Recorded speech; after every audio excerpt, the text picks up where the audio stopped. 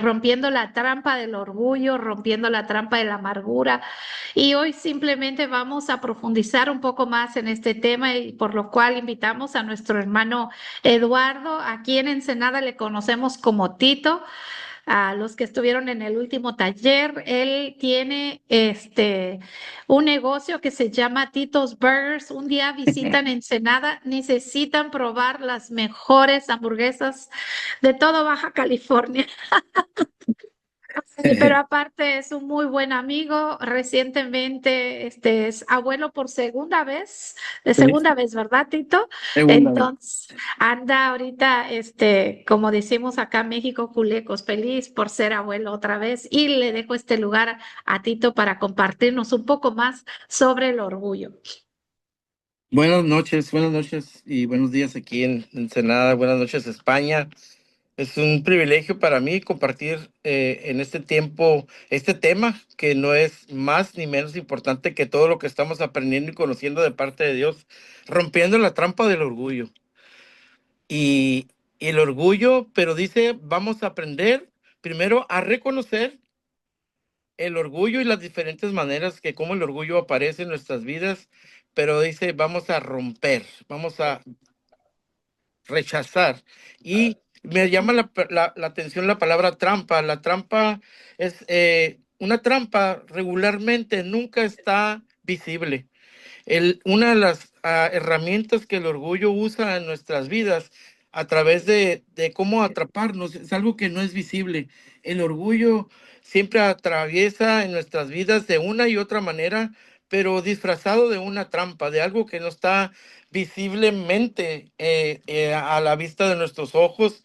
Y no siempre se presenta, por ejemplo, la arrogancia de una forma visible, siempre engaña, siempre seduce y la mayoría de las veces esto no lo notamos. ¿Cómo es que se disfraza el orgullo en nuestros corazones? De tres maneras.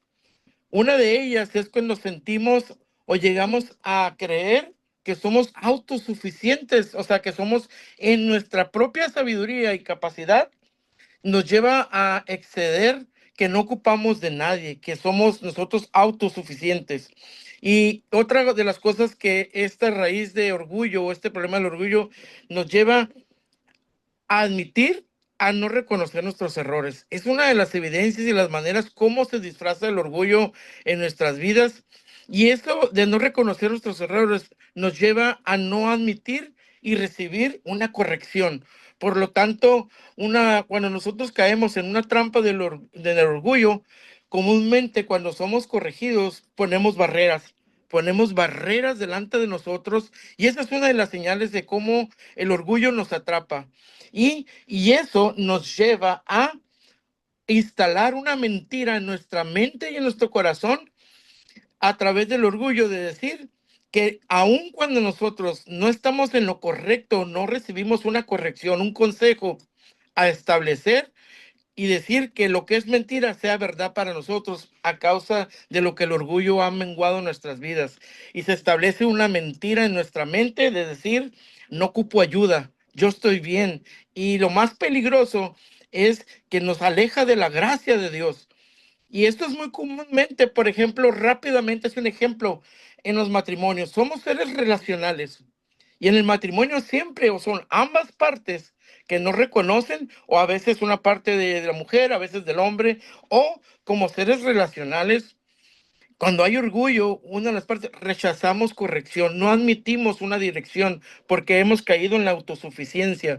Y en la palabra de Dios nos insta en las bienaventuranzas, en Mateo 5 nos dice, bienaventurados los pobres en espíritu, porque de ellos es el reino de los cielos. Y es lo que nos aleja de esa gracia cuando instalamos una mentira en nuestro corazón. Y fue el origen del pecado en el inicio de Satanás, a través del orgullo fue rechazado, a través del orgullo como pecado fue lo que desató más y desata los demás pecados que pueden entrar a nuestra vida por una trampa que seductoramente llegó a nosotros. Ahora, ¿cómo es que opera y cómo se establece el pecado en un creyente? Dice, en un creyente, aún en aquellos que estamos dentro de la iglesia, amados hermanos. Y a veces pasamos por alto que somos cuerpo, alma y espíritu. Y de tres maneras, estamos hablando de un área espiritual. Hay tres maneras que cómo opera el pecado en un creyente: a través del orgullo espiritual, a través del orgullo intelectual y a través del orgullo relacional. ¿Qué es el orgullo espiritual? Cuando creo que yo soy más maduro que uno de mis hermanos. Y Romanos 12:3 nos insta en la palabra y dice: con el basado en el privilegio y la autoridad que Dios me ha dado, decía Pablo a la iglesia, le ordeno a cada uno de ustedes lo siguiente: que ninguno se crea mejor que lo que debe creer de sí mismo. Esa es una orden de la palabra. Y cuando nosotros caemos en ese pecado a través del orgullo, la palabra nos insta que no debemos creernos más, ni ninguno se crea realmente más de lo que verdaderamente es. Ahora, a través del orgullo intelectual, que el intelecto está en nuestra mente, en nuestro cerebro. Y a veces tanto cuando establecemos conocimiento, y más si es un conocimiento erróneo, nos llega a establecer en nuestra mente una idea equivocada de quiénes somos en Cristo o quiénes somos en Dios, y nos lleva a caer en un tipo de orgullo que bloquea toda ayuda, corrección y dirección de parte de Dios y de parte de otras personas. ¿Por qué digo de parte de otras personas? Porque somos seres relacionales, nos relacionamos dentro y fuera de la iglesia. Dice, el orgullo relacional, dice, ¿cuál es una de las tres maneras? Y es el tercer punto: cuando no pedimos perdón. Cuando creemos que somos tan capaces que no decidimos otorgar el perdón a causa del orgullo, porque aún creemos tener la razón. Pero lo más peligroso, amados, es que cualquiera que sea la raíz de orgullo nos desconecta de una relación sana con Dios. El orgullo nos separa de Dios y nos separa como consecuencia de las personas. Ahora, como tercer punto, ¿cuáles son las señales de que hay orgullo presente en nuestras vidas? Una persona que se ofende fácilmente. Aquí en México le llamamos cuando somos de mecha corta. Es cuando inmediatamente actuamos ante una reacción inmediata, una reacción obviamente negativa. Cuando alguien hace que se ofenda tan fácilmente y reacciona a esa ofensa, lo que cree que es ofensa, pero es una bendición, pero la mentira, el orgullo, le hace reaccionar de una manera negativa. No aceptamos una crítica, y esa es una señal de cómo opera el orgullo en nuestras vidas, y sea una crítica constructiva o sea una crítica eh, eh, de mal de la persona. Cualquiera de dos formas reaccionamos, y esa es una señal. O cuando tenemos siempre el ser humano necesidad muchas veces de reconocimiento, y cuando no lo recibimos, empieza a haber una raíz de orgullo porque nos sentimos menos. El verdadero reconocimiento, debemos de entender que todo lo que hacemos lo hacemos para Dios como seres relacionales. Y una muestra clara de existencia del orgullo, que dice que es difícil verlo en nosotros cuando ya está bien instalado. Y como dice la frase, que el que tiene el mal aliento es el que lo tiene, es el último que se da cuenta. Y la verdad es una realidad. Y es una de las maneras como el orgullo funciona en nosotros, cómo llega a tomar control en nuestras vidas. Y bien, el punto número 4, continuamos: las consecuencias. Y es obvio que hay consecuencias cuando las raíces, el orgullo se ha instalado en nuestra mente, en nuestro corazón, estableciendo una mentira que va en contra de la voluntad de Dios, de su palabra, y crea raíces. Y obviamente que habrá consecuencias inmediatas a corto, a mediano y a largo plazo si no se sanan. ¿Qué es lo que hace la consecuencia? ¿Qué es la consecuencia del orgullo? Dice, bloquea nuestro crecimiento espiritual. Por lo tanto, si nos damos cuenta, es como una cadena que un asunto no arreglado lleva como consecuencias a otro asunto. Se detiene nuestro crecimiento espiritual, se detiene nuestra madurez. Se detiene nuestra madurez, se detienen las relaciones sanas entre nosotros, en la familia, en la iglesia, y se bloquea una manera de cómo Dios quiere que experimentemos la sanidad espiritual. Pero cuando nosotros bloqueamos y detenemos nuestro crecimiento espiritual, lo cual ocasiona relaciones erróneas o no sanas, no experimentamos la verdadera libertad en Cristo Jesús. Y así es como permanecemos, recibimos las consecuencias de permanecer en una trampa del orgullo.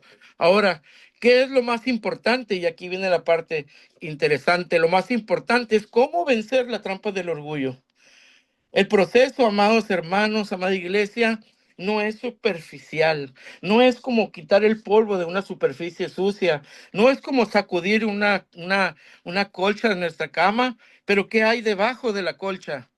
Eso está hablando y requiere de un entendimiento, de una rendición de nuestro corazón, porque somos cuerpo, somos alma y somos espíritu, y el corazón está en nuestro cuerpo y nuestro corazón tiene que ser abierto, y para eso se requiere algunos elementos, y el primer elemento que se requiere para que seamos sanados de nuestro corazón es reconocer que necesitamos sanar, reconocer que hay heridas y que en muchas o varias ocasiones todos y cada uno de los que estamos aquí, de alguna manera y en alguna área, hemos reaccionado de una manera que, como decíamos ahorita anteriormente, no nos damos cuenta hasta que viene alguien y nos habla de parte de Dios. ¿Sabes qué, hermano o hermana? He visto que reaccionas tal y cual, y luego, no me di cuenta. Pero reconocerlo, amados, se necesita honestidad, se necesita transparencia, se necesita que nuestro corazón sea expuesto delante de la palabra. Y otro elemento es confesarlo, declararlo delante de Dios y arrepentirnos genuinamente. Por eso es la honestidad. Si queremos ser sanos, necesitamos ser honestos delante de Dios y delante de aquellas personas que Dios pone a nuestro lado. Dice, otro elemento es practicar intencionalmente la humildad. Y como decía ahorita en una de las bienaventuranzas de Mateo 5, la humildad es un elemento necesario que humanamente, la verdad, siendo honestos y como venimos concebidos en pecado, en autosuficiencia está clara, es decir, no dependo de Dios, yo puedo solo, y esa es una gran trampa. Necesitamos la ayuda del Espíritu Santo para que nos revele y que podamos reconocer, pero se requiere una humildad, se requiere trabajar en ella si no se ha adquirido a través de la mansedumbre, a través del amor de Dios. Decir, Señor, heme aquí, aquí estoy, escudriñame, aquí estoy exponiendo mi corazón. Tengo hermanos a mi lado que me pueden ayudar, y, y eso, una señal de esto es aceptar la corrección, preparar nuestro corazón para recibir consejo, pedir perdón cuando sea necesario. Es un elemento que nos lleva a actuar como hijos de Dios cuando hemos desarrollado la humildad, con reconocer que en todo tiempo, todo lo que tenemos y lo que somos y lo que está delante de nuestros ojos es por la pura gracia y voluntad de Dios, que nos ayuda a reconocer también a otros, a honrar a otras personas. El día de ayer saludé a un tío, les comparto un poquito rapidito, que cumplió años. Es una persona que significó en un tiempo de vida alguien bien importante. Y ayer lo felicitábamos por teléfono porque estaba a distancia, y yo le dije, quiero decirte algo. Eres una bendición para mi vida. Él no conoce a Cristo.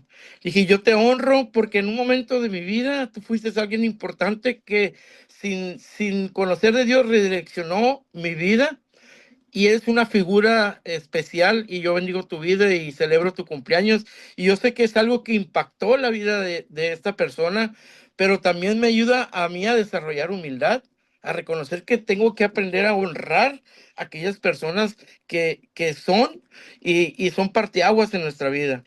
Amados, la humildad no es una señal de debilidad, es una señal de fortaleza, de seguridad, de identidad que Dios nos da en nosotros para establecer el reino de Dios aquí en la tierra. Y ya para terminar, ¿saben? ¿Saben que el corazón es como un paracaídas? El corazón es como un paracaídas porque si no se abre, no te salvas. Si no abrimos nuestro corazón, Dios no puede entrar, Él es un caballero, tenemos que exponer, y así como el paracaídas se abre y salva vidas, cuando nosotros abrimos nuestro corazón, Dios entra y penetra y sana y libera y nos da identidad. Y necesitamos hacer también, detenernos intencionalmente para autoevaluarnos. Romanos nos dice en capítulo 12:3 que nos evaluamos conforme a la medida de fe que Dios nos ha dado. Aprender a reconocer a otras personas en público. Aprender a escuchar y no interrumpir. La verdad, yo soy honesto, yo a veces caigo en esto. La verdad, y yo he compartido esto y estoy en camino a lograrlo, pero saben que Dios nos hizo con 2 oídos y una boca para que aprendamos a escuchar el doble de lo que hablamos. Y a veces yo batallo con esa área, a veces interrumpo, y a veces porque no se me quiere que se me vaya la idea, no sé, pero es algo con lo que yo tengo que trabajar.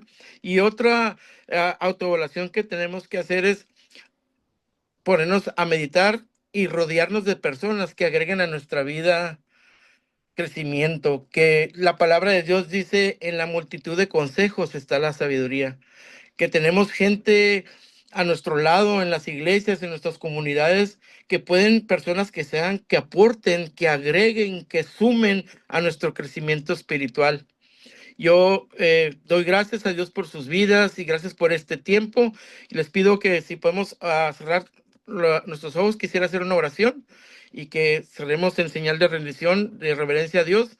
Padre, gracias te damos en esta mañana. Gracias por tu consejo.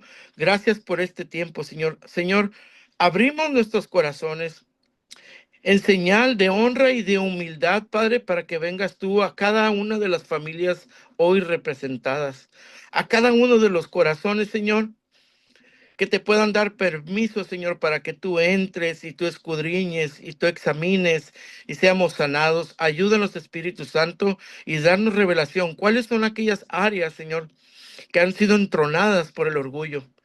Yo establezco el reino de Dios en cada uno de ustedes, en cada uno de todos los que estamos aquí presentes en tu iglesia. Que venga sanidad, que venga restauración, que venga la liberación y la identidad que como tus hijos hemos sido llamados, Señor, a establecer tu reino. Gracias te doy en el nombre de Jesús. Amén. Sobre el orgullo, como a veces no nos damos cuenta, es como cuando las personas tienen mal olor, es mal aliento. La última persona en darse cuenta que trae el mal aliento es la persona del mal aliento. Así es el orgullo, más o menos, es algo que es como difícil de reconocer por el mismo orgullo. No se puede reconocer. Y ahorita estaba en las diferentes salas escuchando las pláticas y escuchaba de una mamá donde su hijo la corrigió y ella tuvo que someterse a Dios para poder recibir la corrección, porque el orgullo de padre a veces o de madre es de que yo tengo la razón, yo conozco más, yo sé más, pero nos equivocamos a veces, y cómo requiere esa humildad para poder decir sí me equivoqué y arrepentirnos, pero requiere soltar ese orgullo. Desde mi persona, les comparto que para mí a veces en la manera que yo sufría de un orgullo, era el orgullo de la autosuficiencia. Yo puedo. Yo no necesito ayuda. El pedir ayuda, una persona orgullosa le cuesta más pedir ayuda, pedir consejo, porque se siente uno autosuficiente. Y esto, ¿cómo nos afecta en nuestra relación con Dios? En nuestra relación con Dios nos afecta porque a veces creemos que mi problema es mayor al poder de Dios. Decir, no, esto jamás se va a solucionar. No le damos la oportunidad a Dios para que se glorifique, como el ciego que nació ciego en capítulo 9 de Juan, que decía, ¿quién pecó? ¿Él o sus padres? Nada, es para que la gloria de Dios sea manifestada en su vida. A veces Dios quiere manifestarse rescatándonos de problemas, pero nosotros no, esto nada, nada, eso es orgullo, creer que nuestros problemas son mayor al poder de Dios. Esa es la parte espiritual. En la parte relacional, lo menciona la palabra de Dios, que no nos creamos mejor o mayor que nadie, ¿verdad? A ver, Omar ya llegó aquí, permítame ubicar a Omar en su sala. Ah, ok, ya está. Este, am, cuando, cuando en nuestras relaciones, bueno, esto se mira mucho en el racismo y aquí en México no se sufre tanto el racismo. Yo me crié en Estados Unidos y el racismo en Estados Unidos es terrible, es terrible. Yo ayer, justo ayer, yo platicaba que yo me crié en Estados Unidos como descendientes de mexicanos en Estados Unidos y los anglosajones, los americanos, no me aceptaban 100% porque no era americana. Y los mexicanos criados en México que sabían del campo, hacer tortillas, ordeñar vacas, me decían, no, tú no eres mexicana porque no sabes hacer todo esto. Entonces yo me sentía como quizá la jovencita no conozca de la India María, un personaje de antes que se decía que no era ni de aquí ni de allá. Yo así me sentía y eso yo me llegué a sentir menos que los que eran criados en México, menos que los americanos, porque yo no me ubicaba en ninguno de los dos, de las dos culturas.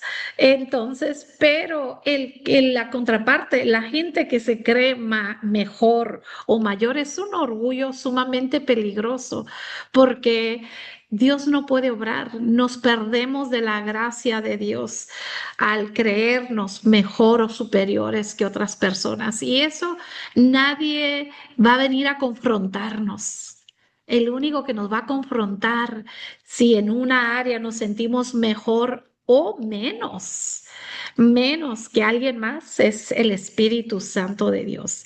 Y nos animaba Tito hoy en la clase que tengamos ese tiempo a solas con Dios y le preguntemos en qué áreas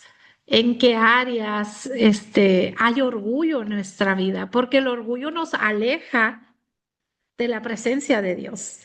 Satanás fue echado del cielo por orgulloso, porque él se quería creer mejor, quería sus fuerzas, eran sus dones, sus habilidades.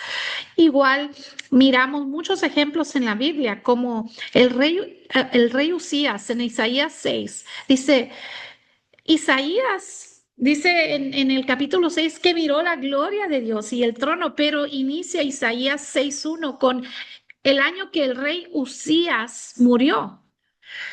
El rey Usías se quedó en la historia como uno de los más orgullosos. Él creció, él tuvo abundancia, no se habla mucho de él para no adular más su orgullo, post muerte, ¿verdad? No se habla mucho de él, pero el rey Usías era demasiado orgulloso. Y Isaías 6 inicia con el año que el rey Usías murió. Isaías miró el trono de Dios. Isaías pudo mirar a Dios hasta que el orgullo muriera. ¿Cuántas veces nos perdemos de la presencia de Dios porque el orgullo nos está cegando, nos está alejando, nos está apartando? Miramos el rey Saúl. Él comenzó como un guerrero de Dios y él hablaba de su Dios y después su plática comenzó a ser, él se enorgulleció en ser el rey que cuando cantaban ese cántico de Saúl mató a 1000 y David a sus 10,000, el pueblo se regocija. Ese canto lo recuerdo yo, pero cuando él escucha que el pueblo estaba cantando de las victorias de David, el orgullo no lo soportó y eso lo llevó a su destrucción. En vez de ser, y comenzamos sirviendo a Dios, comenzamos haciendo cosas que Dios nos pone en lugares tan hermosos y la gente te va a adular porque no sabe, especialmente gente que no conoce a Dios. Está mirando a Dios a través de los líderes, a través de los pastores, de los ministros. pero como hijos de Dios no podemos adular tanto al hombre porque se convierte en una necesidad. Saúl adaptó esa necesidad, él necesitaba ser adulado, exaltado. Entonces, esa fue su destrucción. Y lo miramos hoy en día también en líderes que caen, en líderes que se destruyen. ¿Por qué? Porque el único que merece toda honra, toda gloria es el Señor. Una amiga mía me dijo en una ocasión, Mari, te voy a dar el mejor consejo que te pueda dar. Si alguien un día te sube a la plataforma de una manera de halagos, bájate, bájate arrastrando, dice, porque si no lo haces, eso se va a convertir en tu destrucción. El orgullo es como ese perfume que lo recibí, lo olemos solamente, pero no lo podemos ingerir, así adentrar a uno porque nos morimos. No podemos inhalar el perfume. Nomás lo podemos oler. Así es cuando alguien le dice, ay, qué bonito te quedó esto. Ay, disfrutarlo como un olor fragante y dejar que suba la presencia de Dios, porque es de Él y para Él. No lo podemos internar a nosotros porque nos lleva a la destrucción. El orgullo, cuando fuimos a España, visitamos España, iba el hermano Emanuel y él es argentino y él dice, el orgullo, y me encanta cómo lo dice. Y estábamos bromeando que hay orgullo bueno y orgullo malo. Y le digo, enséñame en la Biblia, ¿dónde habla de un orgullo bueno? No existe tal cosa de orgullo bueno, ¿verdad? Todos podemos sentir orgullosos de logros, de talentos, pero al final de cuentas dice que toda honra y toda gloria es para nuestro Dios. Bueno, como Amén. se conectaron Sara y Paola, ya era pues muy cerca al cambio, pues nos quedamos nosotros aquí en la sala principal conversando sobre el orgullo. Y hablábamos algo tan hermoso que orgullo también es creer que nuestros problemas son mayor al poder de Dios, que Dios no puede con nuestros problemas. Nada puede solucionar esto. Esto es orgullo porque tenemos un Dios que todo lo puede, que todo lo sabe, todo conoce y en todo lugar está. Bueno, qué buen tiempo. Yo creo que nunca es suficiente tiempo, ¿correcto? Siempre Así que es, se va rápido. se va muy rápido. Entonces, ahora, pues vamos a continuar con el siguiente tema. Solo, a ver, me voy a ubicar aquí a Sara y Paola. Bueno, ya cuando sea el tiempo las ubicamos aquí. Pues los felicito. ¿Qué creen? Vamos a mitad de taller, a mitad de taller aquí, todos felices, creciendo, siendo confrontados. La confrontación duele, pero es necesaria porque Dios nos ama. Y ahora vamos a compartir sobre rompiendo la trampa de la amargura, rompiendo la trampa de la amargura. Este es un tema que continuamente tengo que estar visitando porque es fácil de abrazar y de que hagan nido en mi vida sin darme cuenta, así algo parecido a lo que decía Tito, me encantó, que el orgullo es como el mal aliento, ¿verdad? Todo mundo se entera, pero nosotros somos los que seguimos en negación. Bueno, rompiendo la trampa de la amargura. Y quisiera comenzar con una pregunta. ¿Alguna vez se han sentido que algo ha cambiado en su corazón después de una herida? Después de una herida que ustedes sientan que algo no está igual. Y eso yo creo que de una manera u otra lo hemos identificado todos cuando alguien nos lastima, nos hiere o nos ofende. Decía Tito ahorita que una de las señales es de que nos ofendemos fácilmente. Entre más nos hieren y más nos ofenden, somos más rápidos a ofendernos y a ser heridos. Y nosotros mismos lo confesamos diciendo, nunca va a ser lo mismo. Tal persona me ofendió y mi relación con esta persona jamás va a ser igual. En un momento u otro, yo creo que todos hemos comentado eso, hemos vivido, porque vivimos en un mundo caído, lleno de pecado y normalizamos muchas cosas donde fácilmente somos heridos, lastimados y traicionados. Y cuando permitimos que eso que se llevó a cabo crezca en cada uno de nosotros, es cuando comienza a crecer la amargura. Y ahorita vamos a hablar cómo se desarrolla. Y la amargura inicia cuando una herida en nuestra vida no es tratada, cuando nos rehusamos a vivir un proceso. Cuando he abrazado esta herida, se ha convertido como un escudo y empiezo a justificar mi enojo, mi aislamiento, mi comportamiento. Y Robert Morris en el libro de Verdaderamente Libre nos enseña que la falta de perdón no solo afecta las emociones, sino también abre puertas espirituales que nos van a atar, que nos atan. Entonces, ¿cuántas personas aquí puede decir que deseamos vivir atados, que deseamos abrir puertas espirituales? Porque saben, mis amados, la amargura es una prisión invisible. Es una prisión que no podemos mirar, que estamos siendo presos.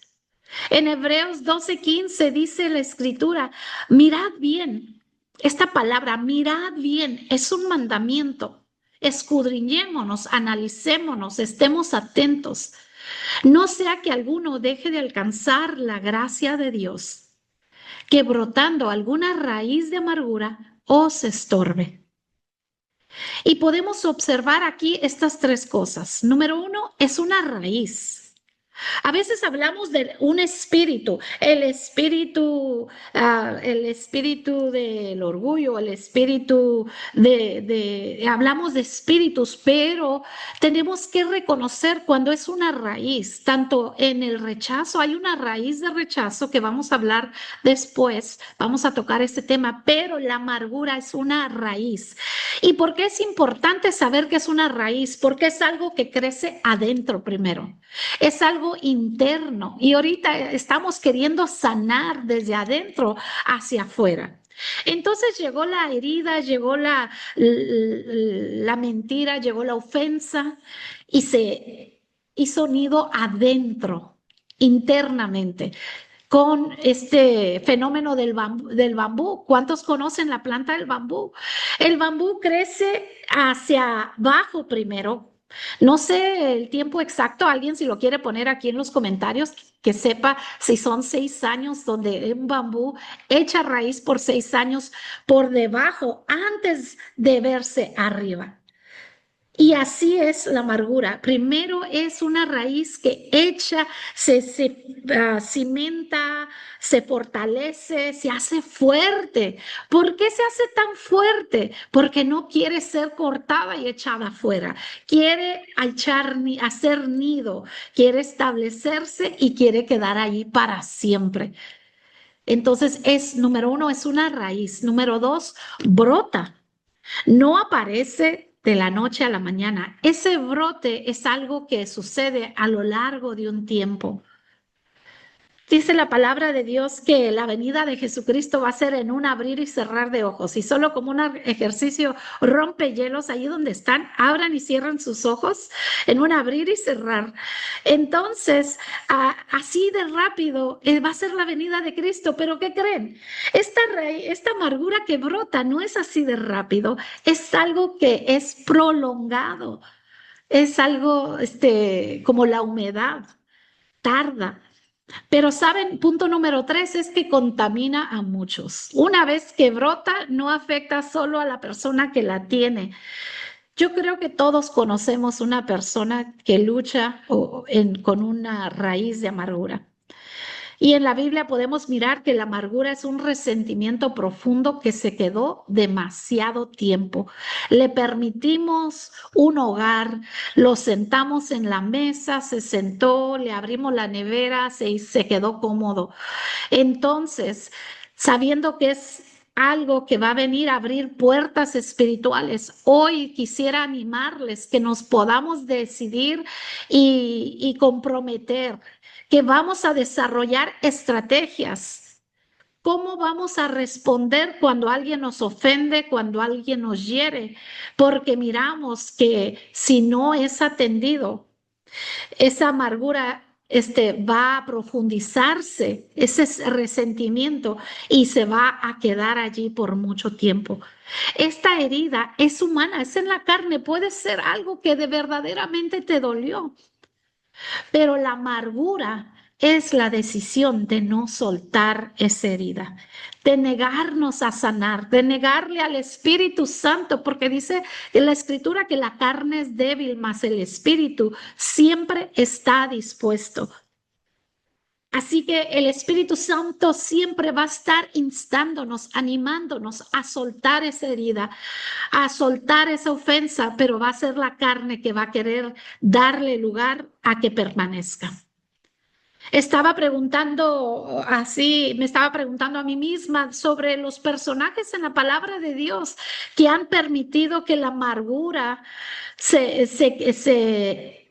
prolongue y eche nido. Y bueno, la primera que se me viene a la mente, yo creo que todos ahorita pueden decir es Noemí. Noemí porque se identificó con la amargura. Lo podemos mirar en el libro de Ruth 1:20, donde ella dice: no me llames Noemí, llamadme Mara, porque en grande amargura me ha puesto el Todopoderoso. Ella en realidad fue herida y lastimada porque no procesó su duelo, perdió a su esposo, sus hijos y su estabilidad. El duelo es algo tan serio que necesita ser tratado, sino así como Noemí, ella desarrolló esa amargura, esa herida, esa ofensa con Dios también, diciendo que se la había puesto el Todopoderoso. Su dolor se convirtió en su identidad, hasta cambió su nombre a llamarse amargura. Y la lección con Noemí es que la amargura cambia todo como te ves y cómo hablamos.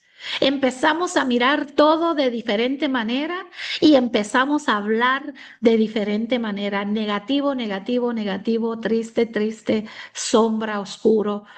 No hay sol, no hay esperanza.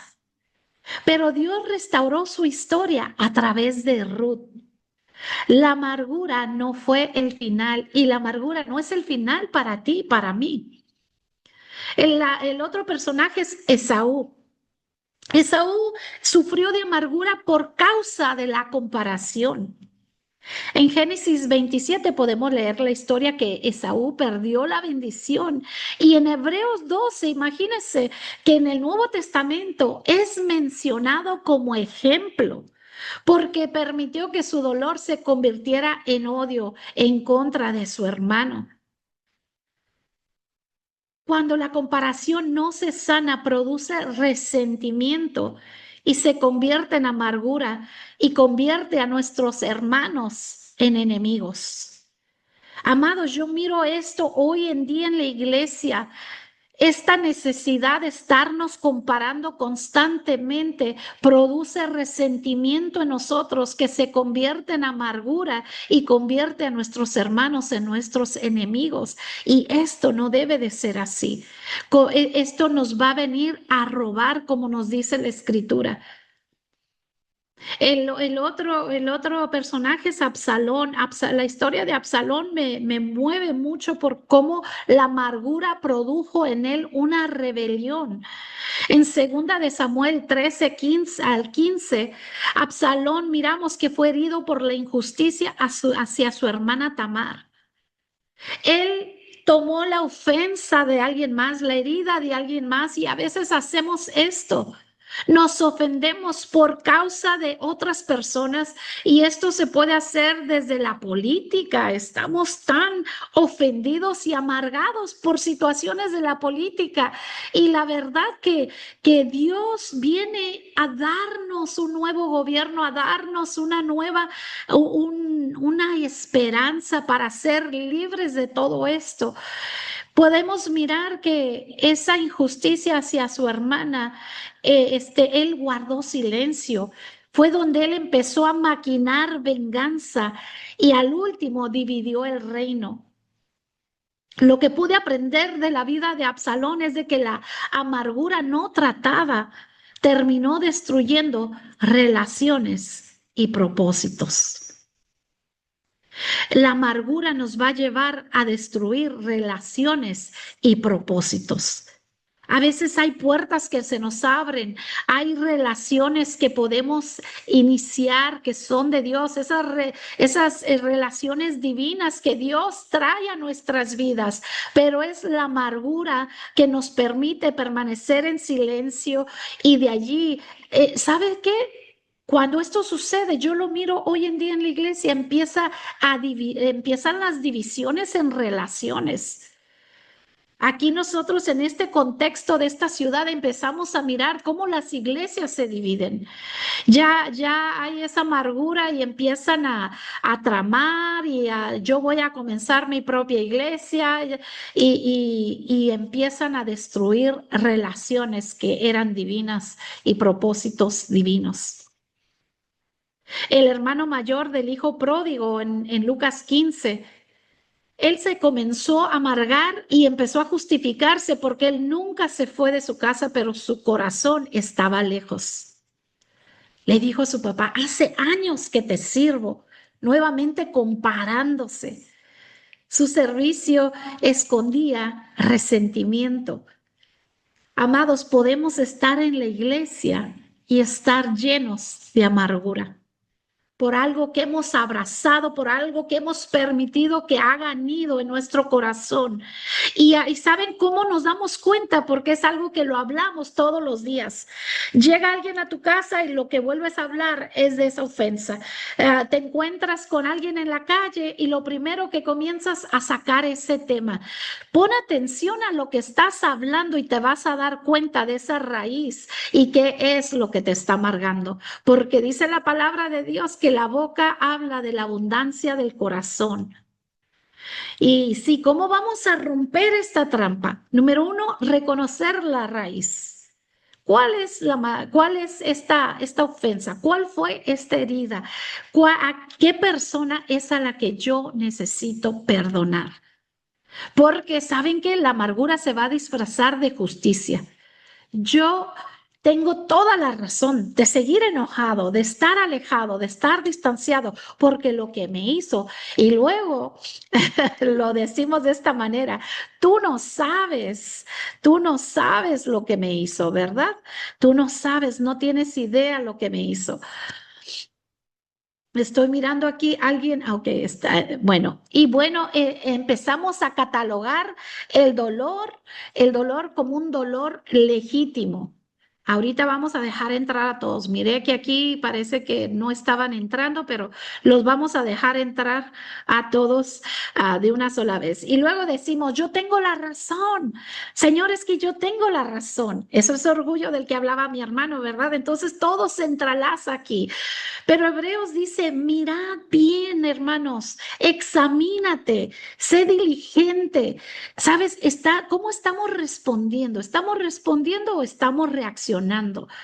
Es algo bueno para que podamos entrar a ese lugar santísimo y decir, Señor, escudriñame y resalta esta herida para que yo pueda ir y por más que me duela, ¿sabes qué, Dios? Mejor es estar un día en tus atrios que 1000 fuera de ellos. Esto me va a alejar de ti. Esto me va a distanciar de relaciones, de propósitos, de lo que tú quieres para mi vida.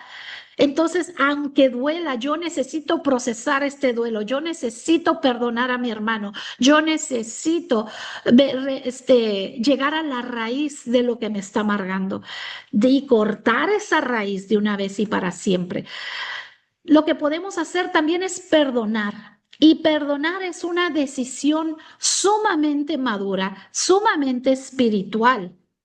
Va a darnos beneficio en nuestras emociones, va a traernos beneficios entre a las emociones, al cuerpo, pero es una decisión afirmada, bendecida en el área espiritual. Dice Efesios 4, del 31 al 32, dice: quítense de vosotros toda amargura. Repítanlo allí con nosotros, conmigo. Quítense de vosotros toda amargura. No dice cuando se sientan bien, no dice, ay, mis amados, los invito a quitar toda amargura. No, lo dice como que es algo en serio, es algo de importancia, es una orden. Perdonar no niega el dolor, pero ¿saben qué, mis amados? Va a romper la cadena, sí, así va a romper esa atadura, va a liberarnos, va a hacernos más amorosos, va a darnos nuevos ojos con que vamos a mirar a las personas, nos va a dar una nueva vida. Yo siempre he dicho que la sanidad integral, la liberación, a ver, seguimos dejando entrar a todos aquí. La liberación no es para aprender a vivir en los días malos, a resistir, es para aprender a vivir en paz, es para aprender a vivir con todos los dones del Espíritu Santo, para los frutos, para avivar esos frutos.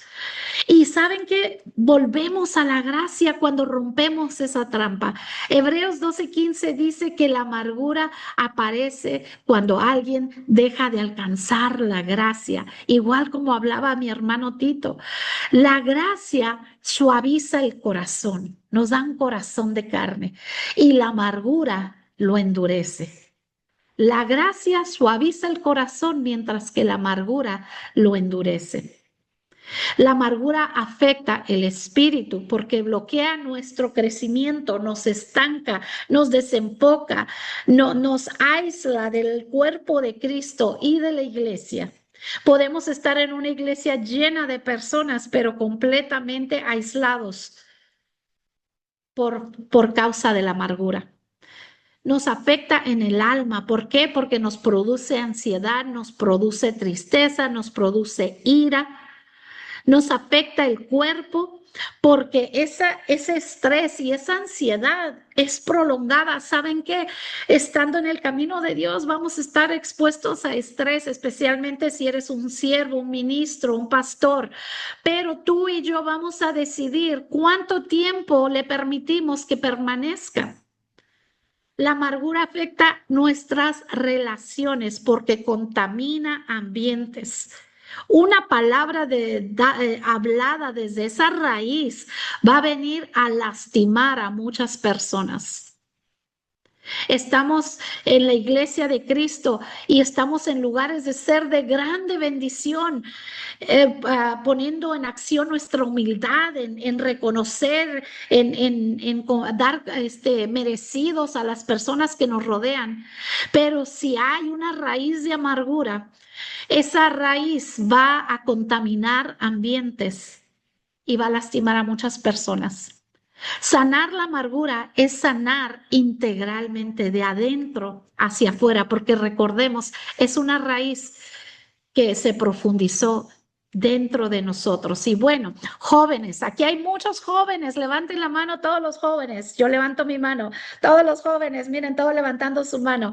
Ok, hay muchos jovencitos aquí y hay una mentira que se cree que la amargura es solo para las que tenemos canas o para los que tenemos arrugas. Les voy a decir que eso es una mentira. Yo tuve la oportunidad aquí, Omar es uno de los coaches, llevó a cabo un evento de jóvenes que le puso por título Smile, y el orador, nada más que Daniel Osuna, vino a hablar de las cosas que te roban la sonrisa, que te amargan el corazón, y ese día quedó grabado en mí porque miré niños de 7 y 8 años llorando, siendo libres de la amargura. jovencitos de 10, 11 años, jóvenes de 15, 16 años siendo liberados de la amargura. Y qué tremendo que tengamos 7, 8 años y ya estemos cargando una raíz de amargura en nuestra vida por algo que se nos hizo, por algo que vivimos en nuestra infancia. Así que esta invitación no es solo para los adultos aquí, no creamos esa mentira, es para todos los que estamos aquí conectados y para toda nuestra familia. Quisiera orar antes de entrar a los salones. Señor, reconocemos en este día, reconocemos, Señor, que toda raíz de amargura viene a robarnos de tu gracia, a robarnos a distorsionarnos en este caminar, Padre. Hoy de voluntad renunciamos al resentimiento. Hoy de voluntad renunciamos a la ofensa. Hoy de voluntad renunciamos a todo lo que vino a herirnos y a lastimarnos. Padre, hoy decido perdonar. Hoy decido no darle lugar a la amargura en mi casa, en mi cuerpo, en mi espíritu, en mi entorno, en mis relaciones, en mi mente, en mi lengua, Señor, que sea una lengua instruida por tu amor, por tu humildad, por tu misericordia y por tu gracia. Padre, sana mi corazón y si la amargura ha venido a endurecerlo, hoy recibo tu promesa que tú nos darás un corazón de carne, que tú nos vas a restaurar de adentro hacia afuera integralmente, Padre, que ya esa amargura no va a tener lugar en mi vida, que serás tú reinando y gobernando mis actitudes, lo que hablo, lo que siento, con quién me relaciono, Padre, y para llevar a cabo tus propósitos y tu voluntad buena, agradable y perfecta. Hoy oro en el nombre de Jesús. Amén, amén y amén.